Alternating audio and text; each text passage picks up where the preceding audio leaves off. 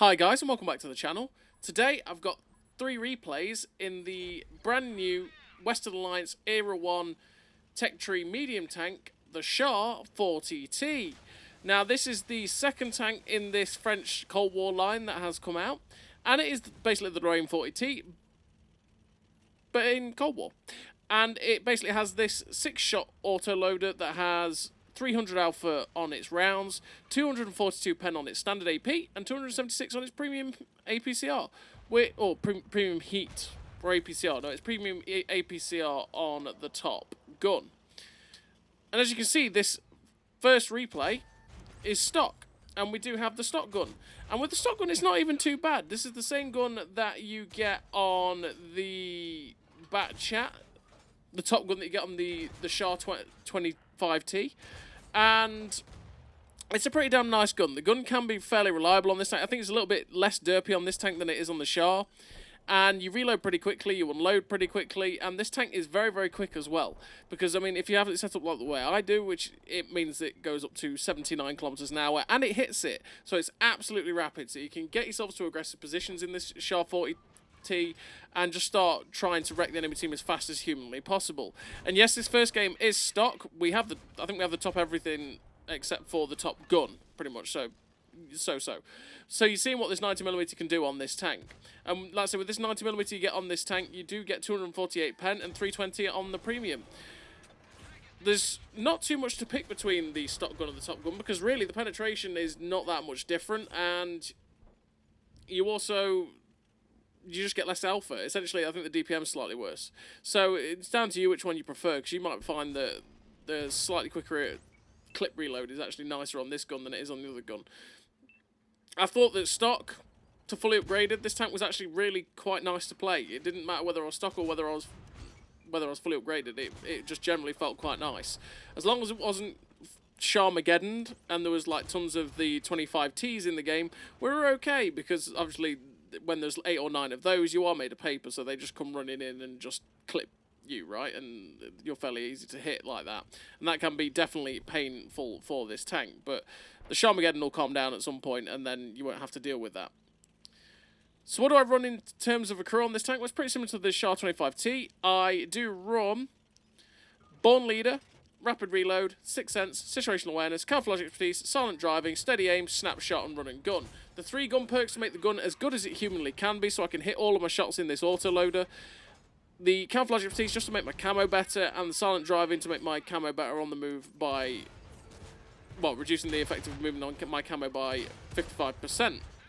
And I do that because this is a big target. It is fairly easy to see physically, but actually you can get the camo with a camo net and that camo crew down to 262, which is really, really nice. And again, it helps you to get to really aggressive positions without being physically spotted. And while one person might physically see you, it means that you're less likely to be seen by, well, less likely for everybody in the game to know exactly where you're going because you got spotted, right? And that's always helpful for autoloaders, so that you can get to sneaky positions and be aggressive and, you know, be able to clip people out. And in terms of equipment, I run the traction system, vertical stabilizers, and the camo net. Again, camo net to make the camo better, vertical stabilizers to make this gun as good as it humanly can be, because it can be derpy, like it can be on the Char 25T, but just not quite as bad. And it's the top gun making it really nice as well. And the traction system, because you do get up to 79 kilometers an hour, and I want to just buff that speed up. So you can see this first game, we finish with the victory. We finish on 3.9k damage, 1473 base XP, with 1300 assistance, the second class, and third on the team. A pretty nice game for a stock Char 40T, and it just showed what that 90mm can do as well. When you catch people out, you can just unload pretty damn quickly and get going. And we're on to the second game, and in fact, actually, I don't even think I had the top engine in that first game, because this tank looks even more maneuverable now in this second game. And yes, this second game, we are fully upgraded. We have the top turret, top gun, top engine. We are rapid, and we dish out the damage pretty damn quickly. And so far, so good, because this Char 25T was really, really nice, and it was a really nice tank to grind through, and like I say, playing it felt like I was playing the top era tank. Then you've got this tank, which is next to it, and is it as fun as the tank before it? Possibly not, actually. I think I enjoy the Char 25T more, just because of the way it is with the back chat hull and stuff like that. But this tank is still pretty damn nice, and so far the grind has been really quite comfortable. It's been fairly comfortable. It's been nice to play. It's not been horrific with drawbacks and stuff like that. It's just been okay to get through. And yeah, it just keeps going because the next tank in the line, the MX-30, is exactly the same. It's just nice to play. But anyway, I digress. As you can see in the second game, we are on Countess and we're up to 873 damage. Now I was a little bit aggressive in this bit here because I ended up getting some shots into that T95E3 and I think I'm being too aggressive. I'm in too an aggressive position here. I need to move out. So we move back round this side of the rock. The T44A is the next one in my mind to get a clip into. We're just waiting for this reload. We get lit by the light tank though, and it's like, hello, what's that? Oh, hello, Mr. Type 63. I don't mind if I do. I can clip you out quite easily. And as you can see, we just start laying in the hurt to this poor Type 63i. That tank is utter garbage. And unfortunately, as I say, it's utter garbage. We end up bouncing off its turret. Of course we do. We popped the smoke, though, because we were getting shot from their base, like C1 area, and so that makes it harder for them to not be able to shoot us. But now we've got people looping around the back of where that Char 25T and stuff is. I'm a bit more confident in coming round this side, but I want to be loaded. I want to be loaded so I can try and get rid of this medium tank and a heavy tank if I possibly can. So now we're loaded, we're going to come up onto this WZ-111, going for the tracking shot, and unfortunately we don't track. And we go for the second shot, but we don't track him or pen him. We go for the third shot, which we actually managed to pen that time, and now he's just getting back behind cover. We flinch it a little bit because I don't want to take the hit. We've got 2 shells left, so we get one into the side of the T-44's turret, and then one into the side of the 111's turret, who's turned to face the M103, well, hugging his ass. And we're up to 3.2k damage. Just waiting for the reload yet again. Our team has steamrolled this side, and we want to try and progress into the town and get up behind the enemy team wherever they've gone. And now the reload is nearly there. It's time to move forward, and we can use the absolutely excellent mobility on this tank to our advantage. 79 kilometers an hour is so rapid for this thing, because naturally if you put the traction system on, because it is a 72 kilometers an hour top speed already on this tank with the top engine. If you put the traction system on, you do get 7 kilometers an hour extra because it's 10%. And it's just massive, and that extra track traverse is really nice. I mean, just look how rapid this thing is. Really helps you to keep up with the fight, really helps you to get to the front line and be aggressive on that front line and just keep the damage flowing. So as you can see, we've got to the guys that were camping on their TD hill. We've got one shot into that M47. We try and pixel snipe the cupola of the M47 there, but unfortunately it doesn't go anywhere near. And this is where I decided, you know, I've got to move up. So we've got 4 shots left, and I was just looking for the shots into the T44A, but it didn't quite have the shots. We get a nice shot on the move into the Type 773 there. 3 shots left, and I'm like, right, okay, well, I don't want to get hit by this 4005, but we do have this T44A in front of us, and it's like, well, don't mind if I do. Unfortunately, we didn't quite track it, which is what I wanted to do, but we do get the final shot into the upper plate of that T44A. And now we're reloading. We pull back because we can stay safe this way while we reload. Unfortunately, our TVP got shut down, and we're just waiting. I'm just like, please don't die, please don't die. I want to get more shots into this. Come on, guys. The 4005 is clearly going to delete one of these guys, but we are ready to go. Here we go. Hello, Mr. T44A. Don't mind if I kill you, or the T95E3 will. But we've got 5 shots left. Let's see if we can get them into these medium tanks in the 4005. And I just get a shot into the 4005, and I can't quite tell. I'm thinking, is that 4005 looking at me with some tanks behind him?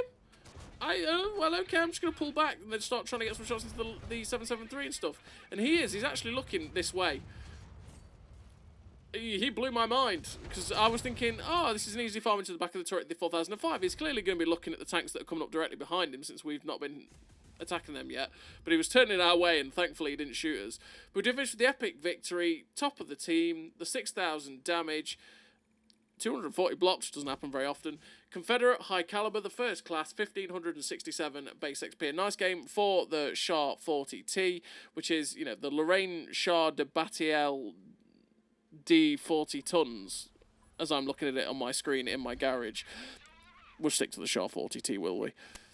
And yeah, we're on to the third and final game. And this third and final game, we are on El Alamein. And we're going to push to a fairly aggressive position that I do like to take. It's not quite as effective in Cold War. While I can see them all crossing, it's also fairly deadly for me because it tends to be that I get spotted and then people just tend to focus you. What I should do, really, is stay at this ledge on my right-hand side here, and I can actually get shots out at people as they are crossing that J line.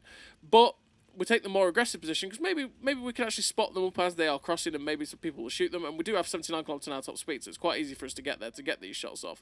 And as you can see, we get there, spot the T95E3 on the cross. We get one shot in, can't quite get another one in, but the tank's already made it. And this E3 is like, oh, you know what, I'm going to try and shoot you. So it's like, well, don't mind if I try and shoot you too, sir. So we're going to just aim up, and you can see the shot fire. We get a nice shot into the Char 40T there that's up on the ridge. Try and get another one in, but unfortunately it ends up missing.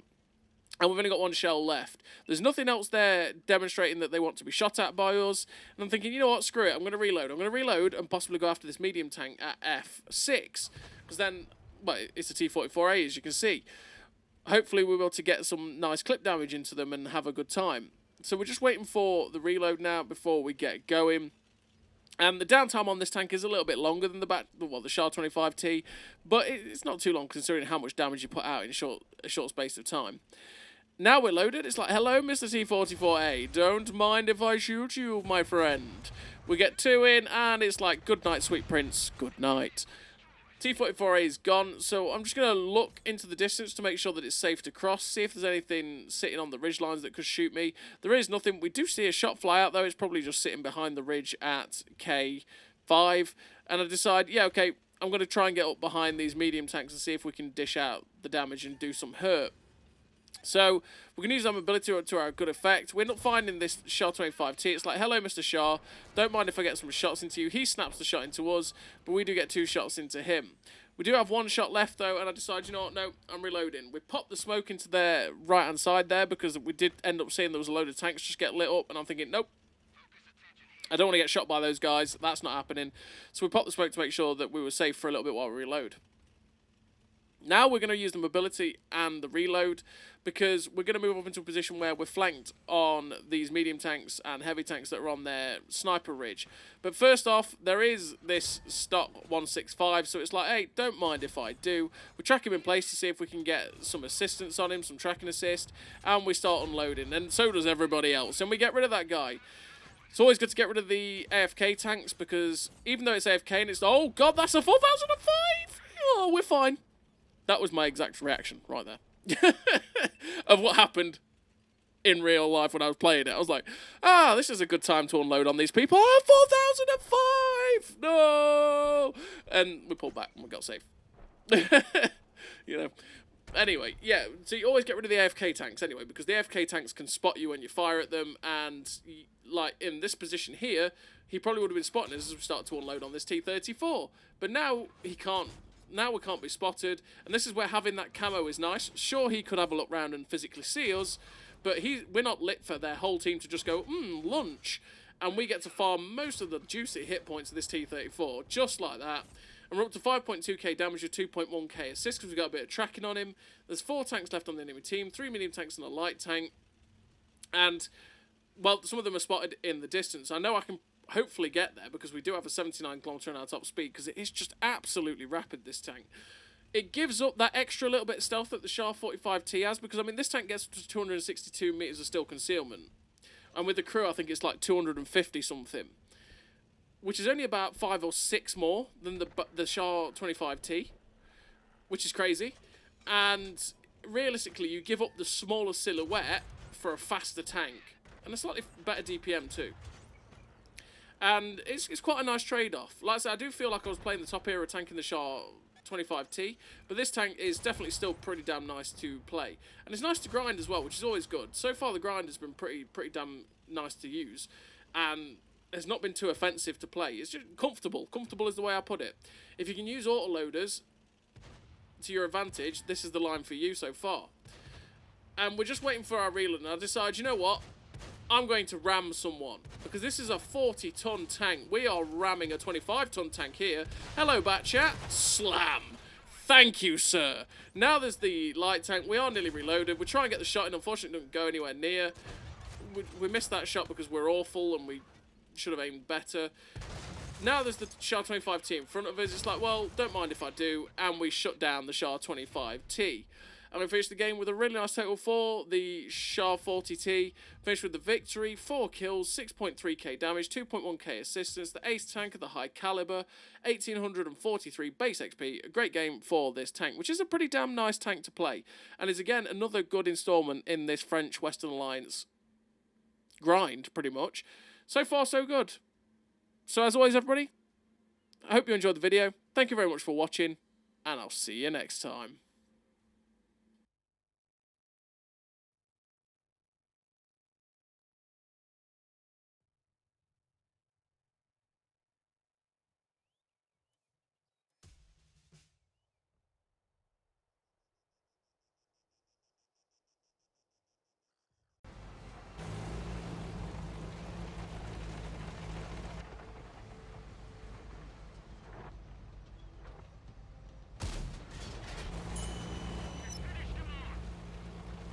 A great success!